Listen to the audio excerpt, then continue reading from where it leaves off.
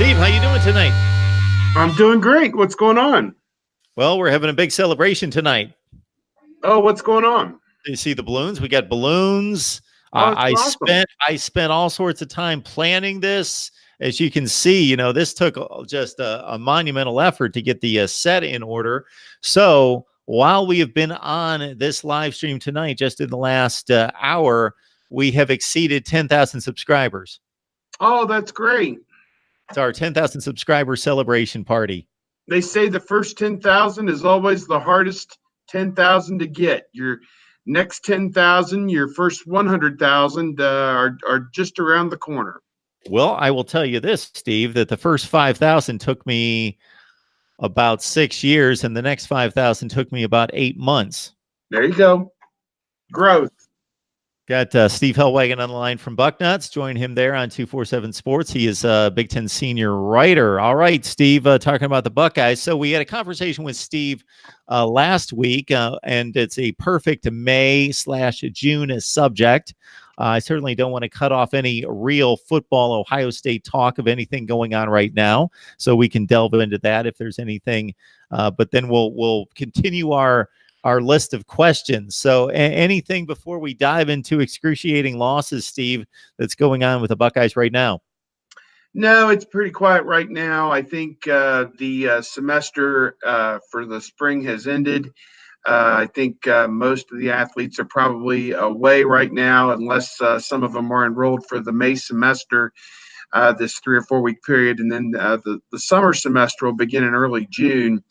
And that'll be when the intensive work really takes place, obviously getting ready for the upcoming season. So I'm sure that the athletes on campus, I would assume most of them are on campus, are working out now and getting ready. And again, as we say, I saw somebody posted we're only 110 days from the start of the 2019 season. So it'll be here before we know it. And the magazines will be out here in a few weeks. I keep seeing the Phil Steele updates, and there have been some various top 25 lists. Steve and I last week talked about exhilarating, important wins for Ohio State over the last 25 years since Steve has been really locked into Ohio State football, covering the Buckeyes.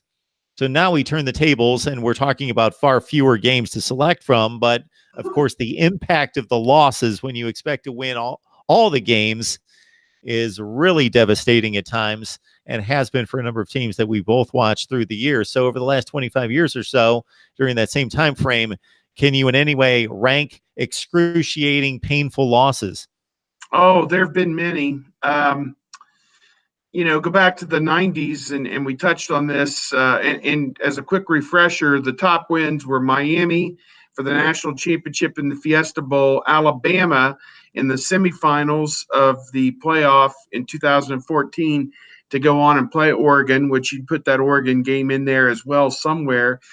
Michigan in both 2006 and 2016 were huge wins, although they really didn't parlay those wins into anything that was big. The 6 game was 1 versus 2. The 16 game was 2 versus 3.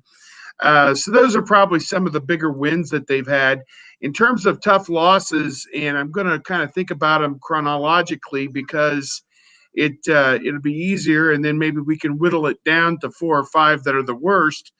But 95 against Michigan, they were undefeated, headed to the Rose Bowl. Probably one of the most talented teams they've ever had, with the Heisman Trophy winner Eddie George, Bobby Hoying, Terry Glenn, Ricky Dudley, Mike Vrabel, Sean Springs, Orlando Pace, a partridge in a pear tree of probably guys that would combine to play about 150 years in the NFL on that team, and didn't work out. So that's probably right up there. 96, a year later, undefeated, lost at home to Michigan. 98, number 1 in the country, 8-0, lost to Nick Saban and Michigan State. At home, they were a 4-touchdown favorite, lost 28-24. They were number 1 in the BCS rankings the first year of the BCS rankings, and they were wire-to-wire number 1 until that day, and ended up just outside the top 2 in the final pairings. Of Florida played 10, or Florida State played Tennessee in the first ever BCS national championship game. Ohio State got edged out. So there's 3 right there. Nothing big in 99, 2000, 2001. Those teams weren't any good. 2002, they ran the table 14-0. 2003 at Wisconsin, a very rainy game. And Lee Evans caught a deep pass and out and up against Chris Gamble, knocked them from the ranks of the undefeated in 03. That was big. Nothing really that important in 04. 05, they lost at home to Texas. And this was a big one. Vince Young, man, was he I think that was the year they went on and won the national championship, and they did it on the basis of beating Ohio State early in the season in Columbus. And that was a hell of a game, like 25-22, something like that. Ohio State lost that game. Let's see, 06 lost to Florida. That's one of the bitter losses, I think, in Ohio State history, to be undefeated and get routed 41-14 by Florida in the national championship. That was terrible. Moving on, 07, 08, I don't know. 07, they lost at home to Illinois, and they lost to LSU in the championship game. Going on through in 2010, they lost at Wisconsin, undefeated team. That was pretty bitter. 12 undefeated. 13, Michigan State in the Big Ten championship game. That was miserable. They were undefeated, headed to the playoff, and lost in Indianapolis. Had a terrible defense that year and got trampled. I think it was 34-24. So that was a tough one. 14, won the national championship despite losing to Virginia Tech. 15, lose at home to Michigan State, undefeated. That was about as bitter a loss as you'd see at home. 16, Clemson in the playoff. That was ridiculous. And so on. So to rank them, I'd say, that they were the number 1 team in 98 when they lost to Michigan State. That cost them, I think, the inside track to the national championship, because they could have played Florida State or Tennessee, neither of whom were all that great, would have been branded as the first ever BCS champions. And to lose at home the way they did, that was about as bad as it could possibly get. Blown out by Florida in the championship game, blown out by Clemson in the playoff. Those hurt. Different years. Those were terrible. Yeah, there have been a few. I think I ticked off probably the 10 or 12 most terrible defeats for Ohio State over the last 25 years. And but I would put Michigan State at or near the top of the list. And you could add them in for 2013 as well. That was pretty bad too, because they were headed to the playoff, no question, with the win. I don't know if that was a great Ohio State team. However, I think 98, 95, 96, 98, those were all great Ohio State teams. And just unfortunate the way it worked out. But to pinpoint one over the others, that's hard. I don't know. I'd have to really sit down and think about it. They don't lose at home very often. Texas was an epic loss. They had a 9-point lead with 5 minutes to go and blew the game, I think. I had to settle for 5 field goals in that game against Vince Young, and he was just a man. He led Texas up and down the field against the Buckeyes that day. So that's some of the ones I would look at. Yeah, that Texas game, if I remember correctly, Ryan Hamby dropped a touchdown pass that hit him right in the hands in the back of the end zone that would have extended the lead. And again, the Buckeyes, 25-22. I believe they had a 22-13 lead. Yes. Fairly late in the game, and Vince Young, really stepped it up. And to consider that team went on to go undefeated and beat what was considered to be a great all-time USC team in the national championship game, it would have been interesting to see how it would have played out if the Buckeyes had held on and won that game. And again, if Hamby catches the ball, they subsequently lost on the road. State. Yeah. So Penn State had one loss. Ohio State would have had a loss, and Texas would have had one loss, with USC in the clubhouse with no losses. I guess Penn State would have gone to the national championship game. Their only loss that year was with 1 second left on the clock against Michigan. Yeah, no question about it. It was a crazy year in the Big Ten that year in 2005 to see who was going to get to represent the Big Ten. And the Rose Bowl was closed off that year because of the championship game was played there. It was the last year before they went to the double hosting model in 2006. So the Rose Bowl was not open to the Big Ten that season.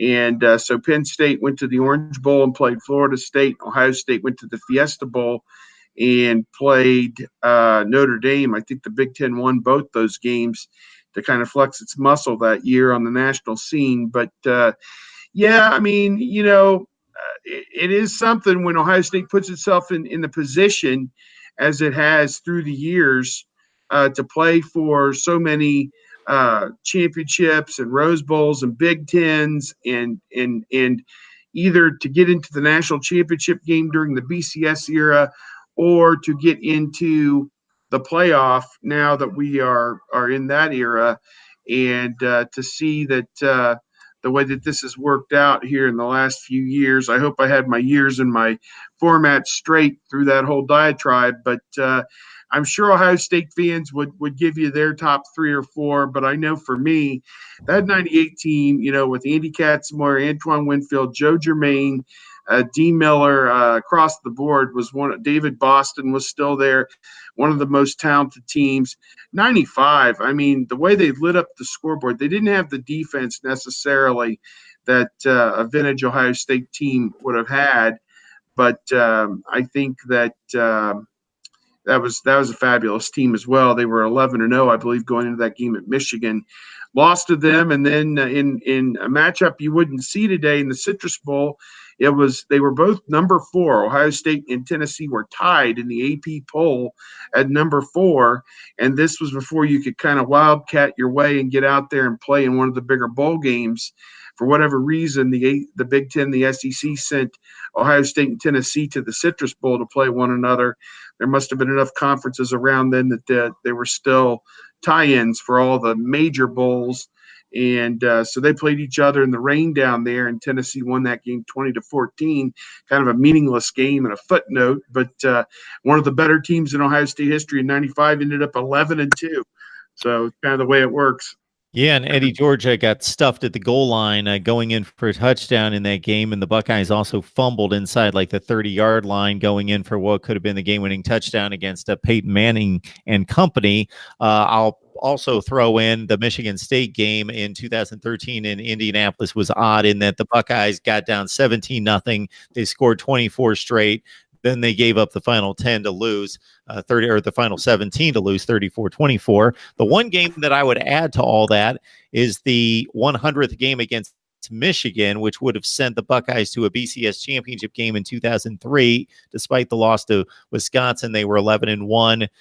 They lost to Michigan up in Ann Arbor 35-21, and went on to beat Kansas State in the Fiesta Bowl.